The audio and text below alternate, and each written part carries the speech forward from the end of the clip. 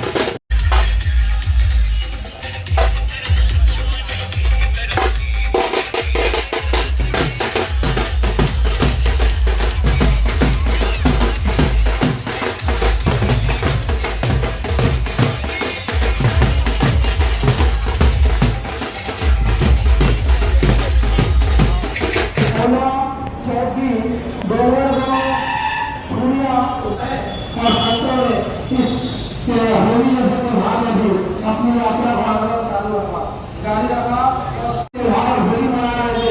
उस दिन भी हमारे पूज्य संत पैदल हिंदुस्तान भगवान को मुक्त करने के लिए, हिंदू समाज को लड़की भाग से मुक्त करने के लिए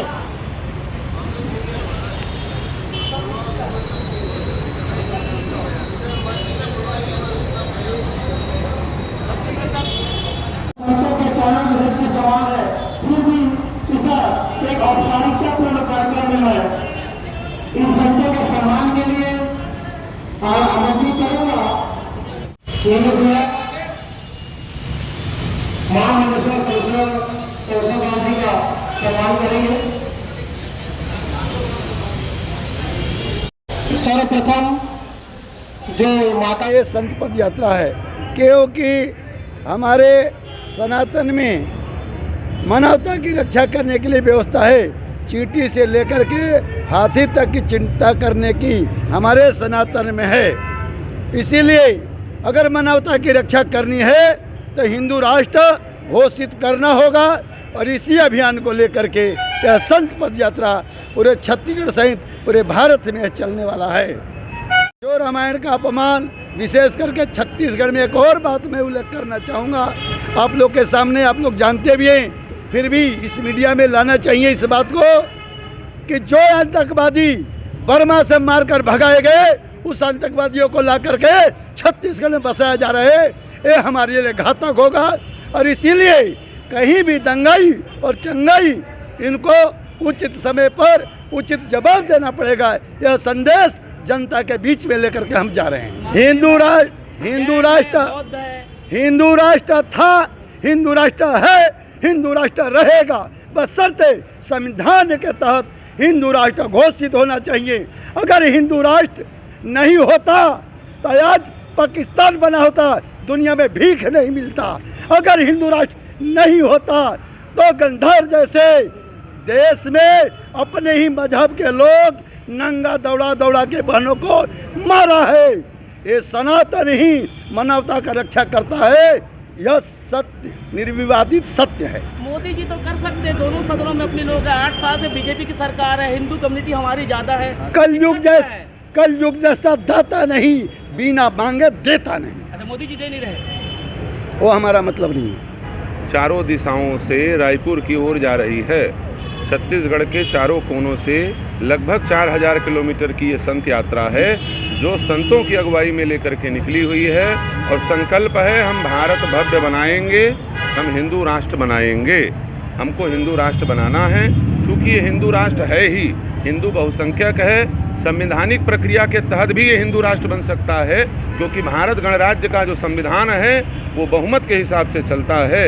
जिस दिन 2/3 बहुमत से प्रस्ताव पारित होगा, उस दिन जिस प्रकार इंदिरा गांधी ने इमरजेंसी काल में भारत के संविधान की मूल प्रस्तावना में सेकुलर शब्द जोड़ दिया जो कि असंवैधानिक था, हम चाहें या फिर अभी आपने किसी संत से पूछा कि मोदी जी कर सकते हैं कि नहीं कर सकते, बिल्कुल कर सकते हैं, लेकिन संवैधानिक प्रक्रिया के तहत, असंवैधानिक प्रक्रिया के तहत नहीं। हिंदू जागे, हिंदू राष्ट्र की मांग करें, संत हिंदुओं का आह्वान करने के लिए निकले हैं। भारत तभी तक सेकुलर है, भारत तभी तक धर्मनिरपेक्ष है जब तक यहाँ पर हिंदू बाहुल्य हैं, वरना ईरान में जाइए आप, वहाँ किसी का धर्म परिवर्तन कराएंगे, मुंडी काट करके दरवाजे पर टांग दिया जाएगा। वहाँ पर धर्म परिवर्तन कोई मुसलमान नहीं कर सकता, शरिया कानून लागू है। कोई मुसलमान यदि धर्म छोड़ता है तत्काल उसका गला काटने का आदेश है। कोई पादरी वहाँ जा कर के धर्म परिवर्तन कराएगा, सूली पर लटका दिया जाएगा। भारत में इस प्रकार की व्यवस्था क्यों है? ये हिंदुओं ने सबको स्थान यदि दिया है तो हिंदुओं को उनका अधिकार मिलना चाहिए, उनका सम्मान मिलना चाहिए, और वो सम्मान केवल हिंदू राष्ट्र बनने से ही संभव है। और हिंदू कहलाने के लिए हम हिंदुओं को भी शिक्षा देने के लिए निकले हैं, संत हैं। हिंदू कौन? जिसके मन में शास्त्र हो और जिसके तन में शस्त्र हो। शास्त्र और शस्त्र दोनों धारण करने वाला ही हिंदू है। केवल रामायण पढ़ने से हिंदू नहीं होंगे। हमारे राम जी धनुष लेके चलते हैं, हमारे शंकर जी त्रिशूल लेके चलते हैं, हमारे हनुमान जी गदा लेके चलते हैं, हमारी भवानी रणचंडी तलवार लेके चलती है। शस्त्र और शास्त्र, माला और भाला जिसके हाथ में हो वो है हिंदू। इसलिए हिंदू को जगाना है, उसके स्वाभिमान को जगाना है, और स्वाभिमान के द्वारा फिर हिंदू राष्ट्र बनाना है। क्या है ये बताइए? किसी हिंदू बहुसंख्यक जिला में मुसलमान मंत्री बन करके आ जाता है, किसने चुना उसको? किसने चुना? हिंदू ने चुना। आप पश्चिम बंगाल में जाइए, जहाँ पर बहुसंख्यक मुसलमान है, वहाँ हिंदू बन सकता है क्या? आप प्रत्यक्ष प्रमाण देखिए। जहाँ पर इनकी संख्या बढ़ती है वहाँ हिंदुओं का सारा अधिकार समाप्त कर दिया जाता है। किस चीज का? हम लोग तो ज्यादा संख्या में हम लोग हैं, हाँ 85% हम लोग हैं। तो वो स्थान बना रहना चाहिए। डर किसी को नहीं है, डर वाली बात ही नहीं। कौन कहता है डर वाली बात है? डर किसी को नहीं है। वो धमकी देते हैं 15 मिनट में भारत को पुलिस हटा लिया जाए, हम देख लेंगे। नहीं, खतरे में तो है। यदि अपना स्थान सुरक्षित नहीं रखोगे, अपना सीट सुरक्षित नहीं रखोगे, अपनी मर्यादा सुरक्षित नहीं रखोगे तो तुम खतरे में हो। आज नहीं तो कल काट दिया। मोदी जी है, हमारे मोदी जी खतरे में किस बात की?